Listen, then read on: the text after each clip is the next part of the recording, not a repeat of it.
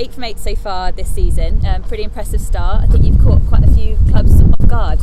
Yeah, obviously doing well. 8 from 8 is something that we're aiming to do well, but to be 8 from 8 is probably a little bit unexpected from our part, but not through any want or anything or things like that. So I think probably the honest answer to that is that we're benefiting from all the hard work we did last year, and obviously being a new team and the transition we've gone through, and having we get to know each other, that we're starting to see the benefits of it on the field. Obviously we've had a couple of new players come in who are top level with Katy and Joe and Justo as well.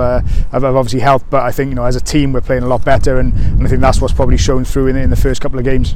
Definitely. What would you say is kind of the biggest reason or the root cause for your upturn in results from the beginning of last season to this season? I think the surprise is probably more from the beginning of last year. I think we didn't really kick in until game 6 last year, and then we went on a pretty steady good run. I think we've just continued that, to be honest. I think obviously us getting to know each other was a big thing, and I think the way we're trying to play and the consistency of our skills has been shown through in probably the balance of our scores. We've kept it tight and scored through the forwards, and we've been able to kick the score or strike wide as well. So I think our balance of players is very good, and that's probably what's kept us in games or helped us kick on in towards the end of the games. But I think probably the foundation of it all sits on our core skills and the ability to deliver a programme here. And one of the things that attracted me here was obviously the world-class facilities, but also the level of staff as well, and the fact that we can deliver a pretty robust professional programme pretty quickly is obviously shining through. And Katy Daley-McLean joined the club this season. She's obviously about to make her 100th cap on Friday night. What's she brought to the club in terms of being the starting fly half and having the younger players to learn from her?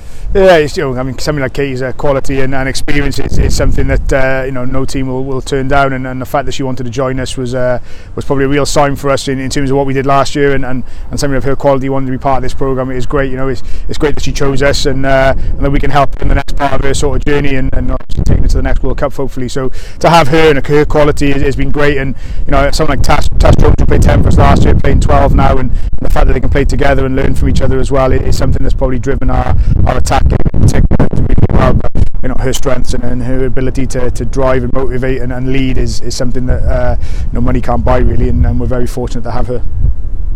5 players named from your club in the Quilter International Red Roses squad. What does that say about the potential that there is at this club? And it must be a really encouraging sign for you as a coach.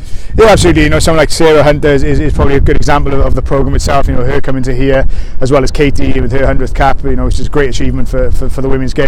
But for me, it's probably more like Cavis Williams is probably a better example of actually what this programme can do. Cavis has played Premiership rugby for a while. Came to the programme. She physically had a lot to improve on, and her game understanding as well. But she's got her head down in the last sort of 12-14 months is somebody who's shown that if you work hard and are supported with the right environment and people, that you can achieve. And for her to get her first cap this weekend is a real sign of what can be achieved in this league. And we're really proud of her doing that, but also probably proud of the programme and all the work that's gone into actually having the environment for people to thrive. And there's quite a lot of players in that group with Joe Brown coming in and picking up as well, and Kath having her first cap last year, her being in the squad as well, and for me she's probably been the best forward in the league. And some of the quality that she's brought is really good to see. So it's really pleasing that they get the opportunity to show that on the international stage. And just finally, in terms of goals for the remainder of the season, obviously you've gone with a winning start, but a lot more games to be played. Yeah, absolutely. We're going into a tough period before Christmas with 5 games. We're playing the top 5 teams again.